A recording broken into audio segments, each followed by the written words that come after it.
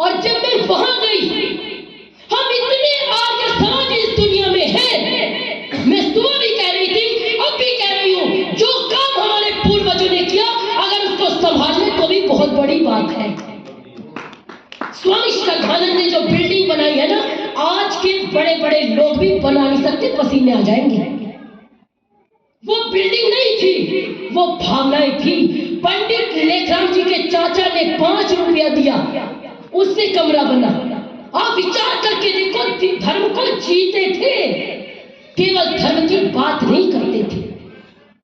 5 रुपए दिए। आज भी 1902 में बना गुरुकुल, आज 2025 चल रहा है, आज भी उन्हीं बनाई हुई सीढ़ियों से हम गुरुकुल में ऊपर गए, उन्हीं सीढ़ियों से। आज भी इतना मजबूत बिल्डिंग है। और आपको जानकर आश्चर्य होगा, हमने उस भवन की इतनी सुरक्षा की कि 3री मंजिल पे भी पीपल के पेड़ हो रहे हैं। 2री मंजिल पे दीवारें बिल्कुल टूट गई क्योंकि पीपल के पेड़ उग गए। स्वामी श्रद्धानंद ने किस भावना के साथ बनाया और हमने किस भावना के साथ सजोया, ये विचार करने की आवश्यकता है। जानता इतिहास सारा शान श्रद्धानंद की, जानता इतिहास सारा शान श्रद्धानंद की।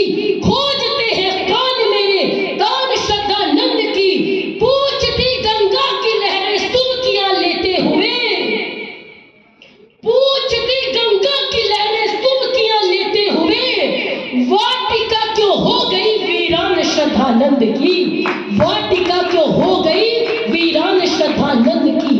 गोलियां खाई जहां, 23 दिसंबर को हम शोभा यात्रा निकालते हैं, तब वहां के जाले झड़ते हैं।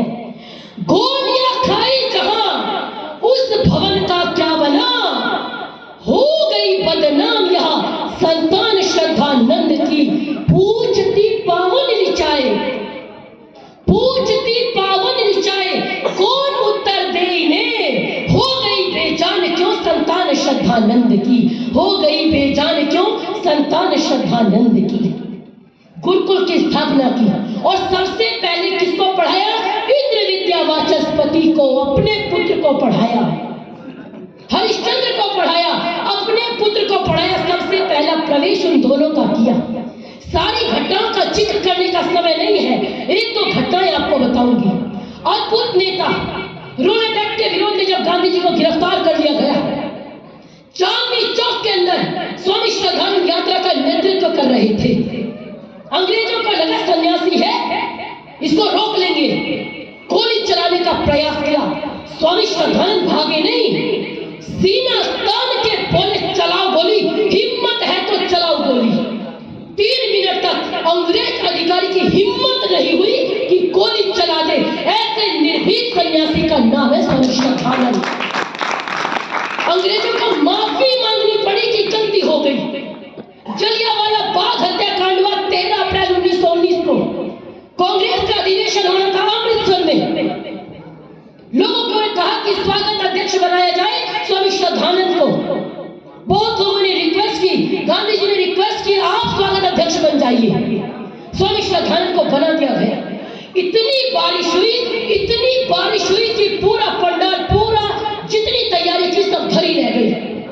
लेकिन घबराए नहीं, परेशान नहीं हुए, इंजन मंगाए, पूरा सुखवाया और लोगों के घर घर जाकर के उनको कहा 2-2 व्यक्ति का भोजन, 2-2 व्यक्तियों की व्यवस्था कर देना। ऐसे अद्भुत नेता का नाम है स्वामी श्रद्धानंद। एक ऐसे व्यक्ति, गुरुकुल में घास फूस की झोपड़ियां होती थी, जब लोग जाया करते थे। पहली बार जब गुरुकुल कांगड़ी का वार्षिकोत्सव हुआ तो 3000 लोग आए थे। कितने लोग जी? 3000। और उनके पुत्र इंद्र विद्या वाचस्पति लिखते हैं कि ये संख्या 70-75 हजार तक गई। और विचार करो, वहां गुरुकुल कांगड़ी 70-75 आर्य जन वहां पहुंचे। पहले के लोग धर्म को जीते थे, केवल नारे नहीं लगाते थे। भगत सिंह दूसरों का नहीं, अपने घर में पैदा करते थे। एक बार गुरुकुल में आग लग गई, उत्सव हो रहा था, झोपड़ियां जल रही हैं। इंद्र विद्या वाचस्पति लिखते हैं, सब लोग घबरा गए, क्या करें।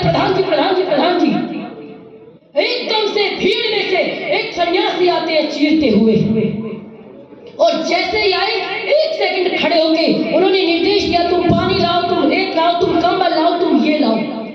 वो लिखते हैं कि ऐसी कठिन परिस्थिति में भी जो अपने दिमाग को स्थिर रखे, उनका नाम स्वामी श्रद्धानंद है। हम तो देखते रह गए उनके मन में ऐसे विचार कैसे आए।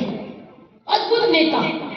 और घर फूट के तमाशा देखने वाले इसलिए कह रही हूं, एक बार स्वामी श्रद्धानंद ने अपने पुत्रों को बुलाया, इंद्र विद्या वाचस्पति को, हरिश्चंद्र को। उनके 4 बच्चे थे, 2 बेटे और 2 बेटे। उन्होंने बुलाया कि वो कहते हैं सुबह सुबह बुलाया तो हमको चिंता हुई, क्यों बुलाया? तो सेवक ने बताया पूरी रात चिंतित थे, नींद नहीं आ रही थी, पूरी रात घूमते रहे, आपको बुलाया, आप दोनों चलो। वो कहते हैं हम दोनों गए, हमको एक पेपर दिया, इसको पढ़ लो, अगर ठीक लगे तो साइन कर दो। क्या था उस पेपर में? उस पेपर में लिखा था, मेरे पास पैतृक संपत्ति कुछ नहीं है, मेरे पास मात्र एक जालंधर की कोठी है जिसको मैंने अपने पैसे से बनवाया। घर फूक के तमाशा देखना क्यों कह रही हूं वो सोचिए।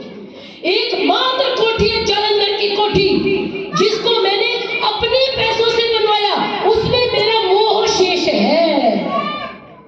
और क्यों किया ऐसा वो बताते हैं। एक बार दिल्ली में किसी रईस के यहाँ चंदा लेने चले गए गुरुकुल के लिए।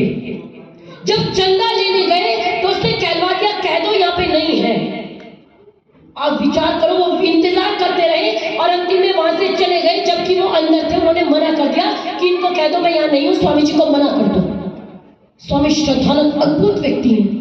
वो आके विचार करते हैं कि क्या कमी रही, मुझे अहंकार तो नहीं हुआ, मेरे मन को चोट क्यों पहुंची? तो उन्होंने लिखा कि मात्र एक कोठी शेष है जिसका मूल्य 20,000 रुपए था उस समय।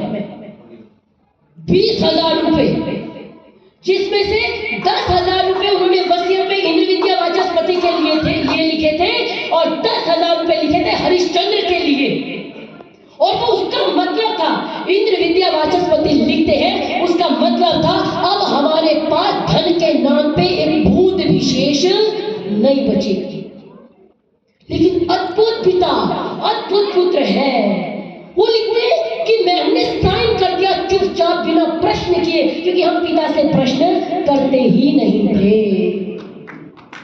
कैसे व्यक्ति, इसका नाम आज समाज है।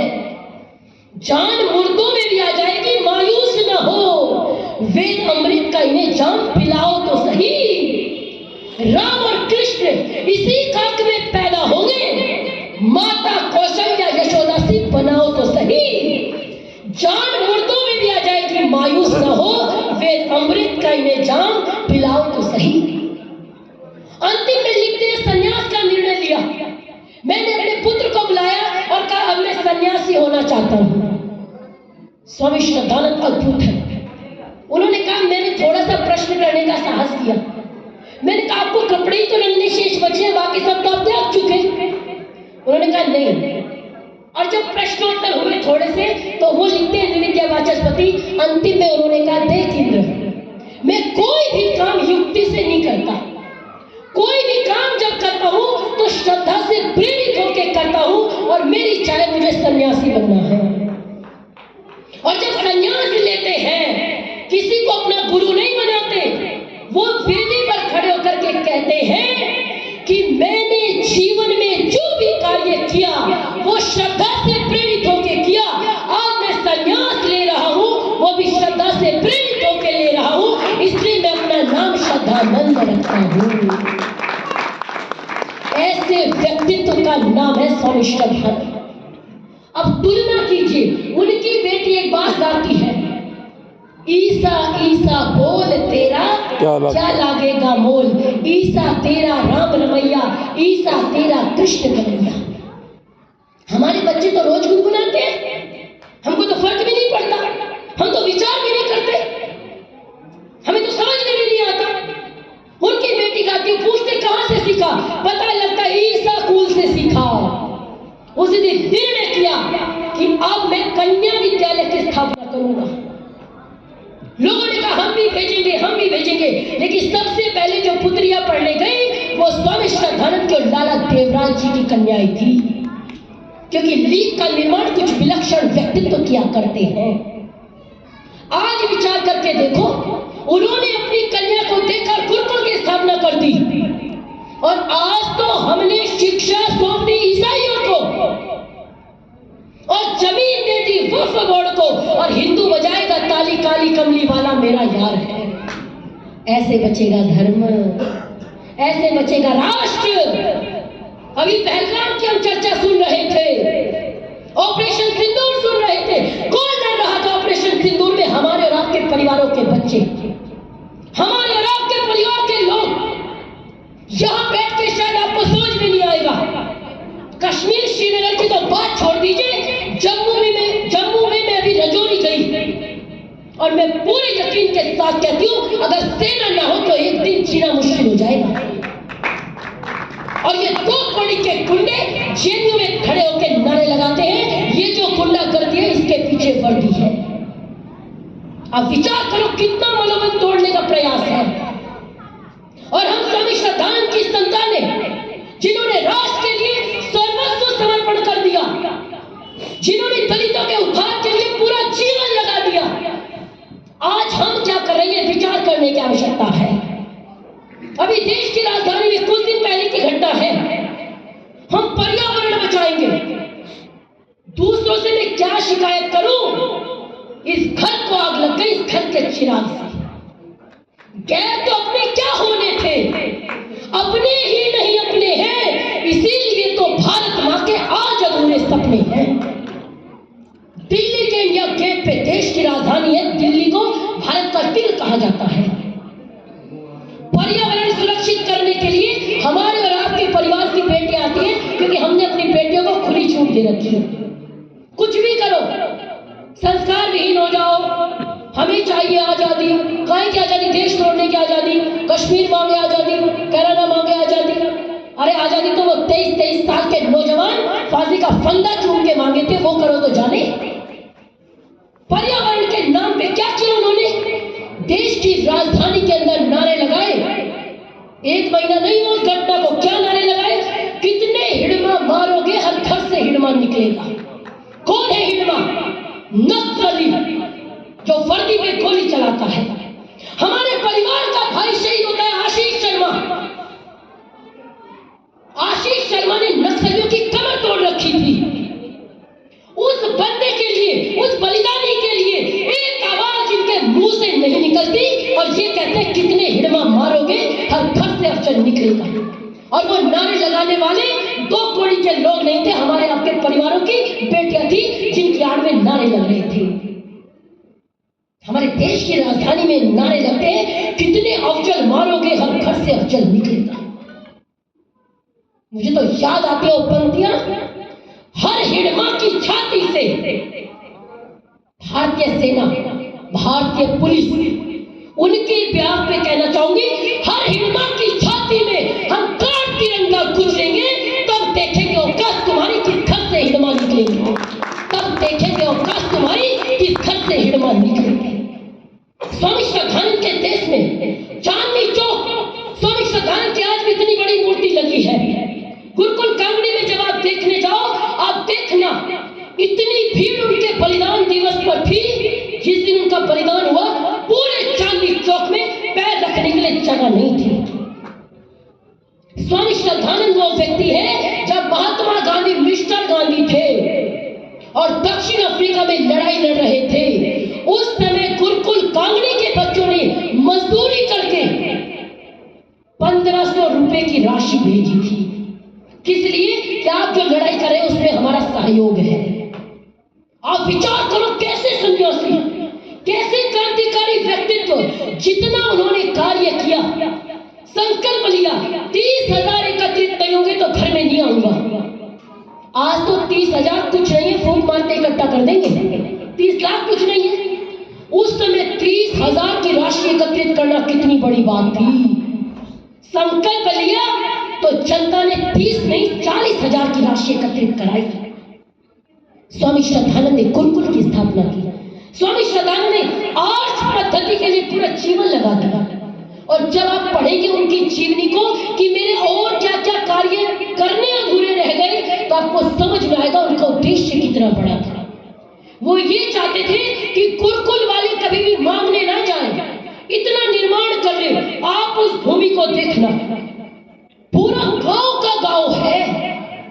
प्रतिनिधि सभा पंजाब को अपना बंगला, अपनी कोठी तक दान करने वाले का नाम स्वामी श्रद्धानंद है। इसीलिए कहती हूँ आर्य उसी का नाम है जो ना तो चैन से बैठे और ना बैठने दे। अगर चैन से बैठ गए आप कुछ भी हो सकते हैं, लेकिन आर्य नहीं हो सकते। आर्य तुम्हें तड़पना भी है, तड़पाना भी है, आग बनना ही नहीं आग बरसाना भी है। आर्य समाजी का मतलब ऐसा नहीं होता आज काम किया कल नहीं किया। आर्य समाजी का कार्य निरंतर कार्य करते रहना। पंडित गुरदत्त विद्यार्थी जैसे नास्तिक को केवल स्वामी श्रद्धानंद की मृत्यु का दृश्य देखा, पूरा जीवन दैनिक के लिए लगा दिया। 5 नियम आगे टांग लिए, 5 पीछे टांग लिए। पत्नी ने हाथ पकड़ा, स्वामी लोग पागल कहेंगे, क्या कर रहे हो?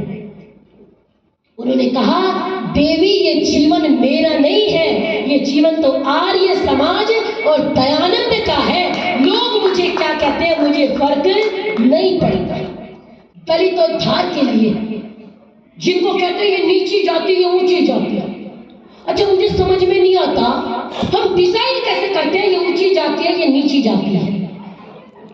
किसी भी व्यक्ति के बिना कार्य रुक जाता है। भाई पंडित जी नहीं होंगे तो पूजा नहीं होगी, मोची नहीं होगे तो चप्पल ठीक नहीं होगी, नाई नहीं होगा तो बाल नहीं कटेंगे, सुनार नहीं होगा तो कौन बनाएगा सोने की वस्तुएं?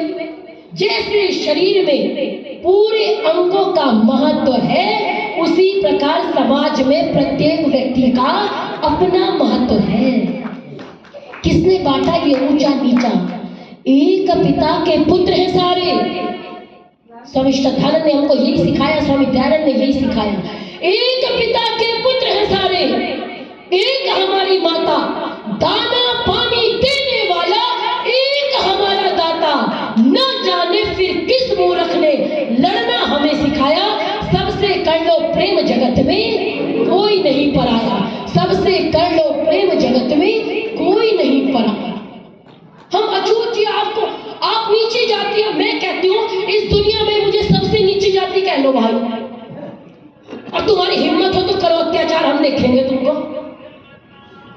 कोई अत्याचार नहीं होता। अगर आपकी भुजाओं में दम है, अगर आपके लठ में दम है, तो इस दुनिया की कोई ताकत आपको डरा नहीं सकती, आपको झुका नहीं सकती। और कमजोर व्यक्ति को सब पीटते हैं। हमारे घरों में, हम पश्चिम उत्तर प्रदेश से हैं, हमारे घर में अगर लड़ाई हो जाती है ना स्कूल में बच्चों की, तो ये नहीं पूछते क्या हो गया। मेरा भाई एक दिन बैग जमा हो गया, पिताजी ने कहा बैग कहाँ है? कहते तो स्कूल में। पता है अगला प्रश्न क्या होता था? ये सबसे पीट के आया या पीट के? अगर उसने कहा पीट के आया तो कहते कोई बात नहीं, बैग तो हम ले आएंगे। हम अब क्या पूछते हैं? लड़ाई मत करिए, किसी से कुछ कहिए मत, कोई 2 शब्द कह देगा चुपचाप अपने घर आ जाइए। ये मिट्टी का लोदा किस काम का है? बाहर नहीं रख सकते, कौवा ले जाएगा, अंदर नहीं रखते चूहा ले जाएगा, इनको म्यूजियम में रखवा लो। 6-6 साल का बच्चा ड्रेस नहीं पहनना जानता है जी। ये हमारी एक मैडम है, दोनों पति पत्नी कम से कम 5 लाख रुपए महीना कमाते हैं। मैं अपने बैग में एक छोटा सा चाकू रखती थी, तो मुझे कहते डर नहीं लगता? इतना बोल दिए डर नहीं लगता। 2019 की बात किया आया था, मैंने बोला डर तो लगता ही नहीं, हम तो उस खानदान से हैं जिनका ना खून कमजोर ना लठ कमजोर, हम क्या डरते? हम नहीं डरते। तो मुझे कहते क्या रखते अपने पास, ऐसा कुछ होगा? मैं कहाँ रखते हैं? ये है। तो एकदम उनकी छोटी बच्ची आ गई, वो है 4 साल की, इसको छिपा ले, डर जाएगी डर जाएगी। छोटी बच्ची 4 साल की, उसको दूध पिलाने के लिए कोई, उसको उठाने के लिए कोई, उसको वेद मंत्र सिखाने के लिए कोई, उसको डांस सिखाने के लिए कोई। हमारी 4 साल की है, स्कूल में एडमिशन कराया। मैंने कहा मैडम इसको कोई खतरा नहीं होगा, लेकिन इससे किसी को खतरा हो जाए बच्चों को संभाल के रखना, मैं उसकी जिम्मेदारी नहीं ले पाऊंगी। कहीं भेज दो, चाकू छुरा कुछ भी दिखा लो, अगर डर के पीछे हट जाए तो नाम बदल देना मेरा। ये है ताकत, अपने बच्चों को ये बनाओ। प्रशंसा नहीं कर रही हूँ, छुरी से खून से डराते। अरे भैया, हम उस देश के वासी हैं जहाँ छोटे छोटे बच्चे शेर के दांत गिनते थे।